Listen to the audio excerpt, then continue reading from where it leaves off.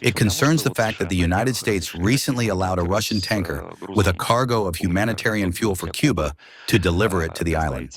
However, it was subsequently reported that these actions do not signify a change in U.S. policy regarding the maritime blockade of Cuba.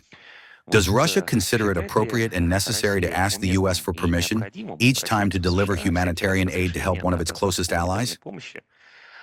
This, in short, a situation that would have been impossible to imagine during the times of the Soviet Union. Or will Russia continue to provide assistance to Cuba, regardless of Washington's position? And accordingly, what kind of assistance can this be? What might it consist of? You know, you frame the question so interestingly, as if something, has changed. We have always helped Cuba, and the U.S. has always surrounded this country with a ring of blockade. States that are historically friends with Cuba have always spoken about the necessity of lifting the blockade. They have always acted so that Cuba, despite the American blockade, received what was necessary. So what has changed? Look at the UN General Assembly resolution.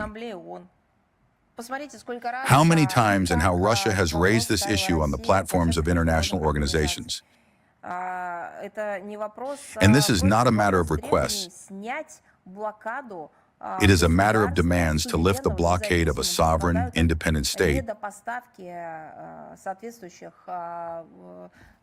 where people are suffering from the undersupply of relevant goods, necessary items, medicines, food and fuel.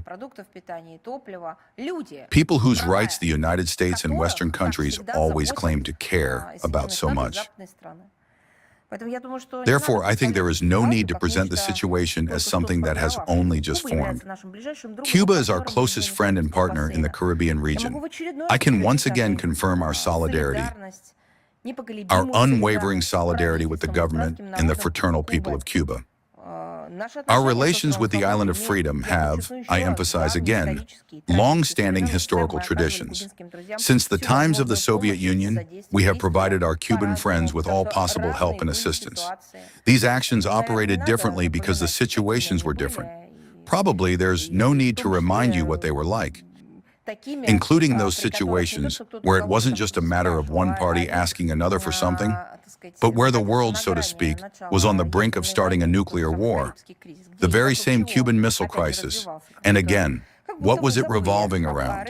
As if you have forgotten? But Reuters cannot forget such a thing. As for our contacts with the U.S., well, I think this subject has already been commented on through the administration of the president.